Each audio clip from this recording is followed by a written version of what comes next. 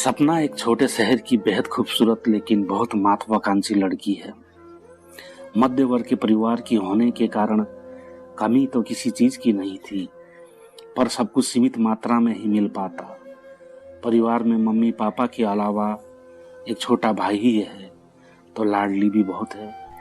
सुंदर इतनी कि रिश्तेदारों से लेकर स्कूल कॉलेज सब जगह चर्चे। सपना हमेशा ही एक सुंदर राजकुमार के सपना देखती रही है। उसे अपनी सुंदरता का घमंड भी बहुत है।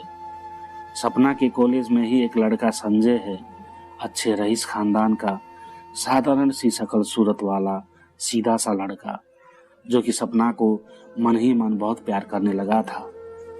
एक दिन हिम्मत करके उसने अपने प्यार का इजहार सपना से कर दिया, तो सपना पूरे कॉलेज के सामने संजय को बेइज्जत कर दिया। उसे बदसूरत कहा और मजाक उड़ाते हुए कहा कि अपनी शक्ल सूरत भी देखी है कभी आईने में?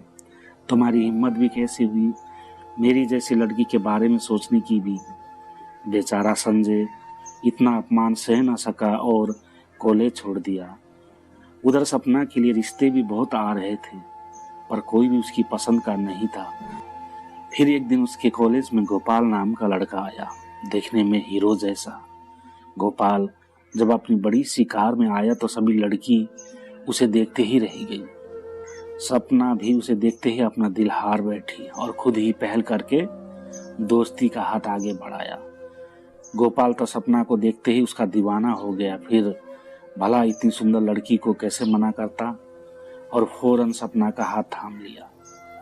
बस फिर क्या, अब तो दोनों के कॉलेज में सारा दिन साथ ही गुजरता और कॉलेज के बाद भी दोनों अधिकतर साथ ही होते। छोटे शहरों में ऐसी बातें छिपती नहीं है, और जल्दी ही दोनों की मिलने की खबर सपना के घर वालों को भी पता चल गई। बहुत समझाने पर भी दोनों ने मिलना नहीं छोड़ा। तब एक दिन सपना के घर के सामने 4 गाड़ी देख मोहल्ले वालों में खुसर-पुसर होने लगी। तब किसी ने बताया कि शहर के सबसे बड़े सेठ जी अपने बेटे गोपाल के लिए सपना का हाथ मांगने आए हैं। सगाई की रस्म के दौरान सपना ने देखा कि संजय भी वहां मौजूद है। पता चला कि गोपाल और संजय दोनों भाई हैं। खैर सपना तो बहुत खुश थी, आखिर उसके सपनों का राजकुमार उसे मिल ही गया था, ऊपर से इतने अमीर खानदान से। सगाई के दौरान संजय ने सपना को शुभकामनाएं दी और पूछा, क्या तुम गोपाल को अच्छे से जानने के बाद ही विवाह कर रही हो ना?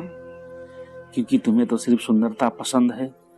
सपना एक पल को चौंकी कि संजय आखिर कहना क्या चाहता है। फिर उसने अपने राजकुमार की तरफ देखा और संजय की बात पर ध्यान न देकर सगाई की रस्म पूरी की। और 10 दिन बाद बहुत से अमीर खानदान की बहू बन गई। सुहाग रात में फूलों की सेज पर बैठी सपना अपने नए जीवन की शुरुआत के बारे में सोचकर ही रोमांचित हो रही थी कि तभी गोपाल ने कमरे में प्रवेश किया। उसके हाथ में एक बड़ा सा गुलाबी रंग का डिब्बा था, जो उसने सपना को मुंह दिखाई में दिया। सपना की आंखें फटी रह गई जब उसने देखा कि डिब्बे में सोने का हार जगमगा रहा है, और मारे खुशी की गोपाल के गले लग गई। गोपाल कपड़े बदलने लगा और सपना हीरो का हार देखकर खुशी से फूली नहीं समा रही थी कि उसने कपड़े बदलते हुए गोपाल को देखा और सदमे में आ गई जब देखा कि छाती से लेकर दोनों पैरों तक और दोनों हाथों कोहनी सारा बदन सफेद दागों से भरा हुआ है। सपना को भी तृष्णा सी होने लगी और आंखों से झरझर आंसू बहने लगे। इतने बड़े फरेब के बाद कैसे इस खोखले बंधन को निभा पाएगी, और सोचते हुए बेहोश हो गई।